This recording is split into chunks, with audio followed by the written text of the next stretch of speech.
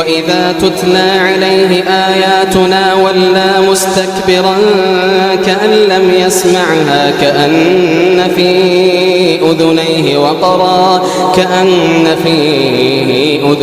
وقرا فبشره بعذاب أليم.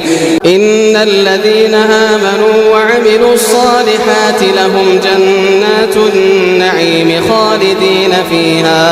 خالدين فيها وعد الله حقا وهو العزيز الحكيم.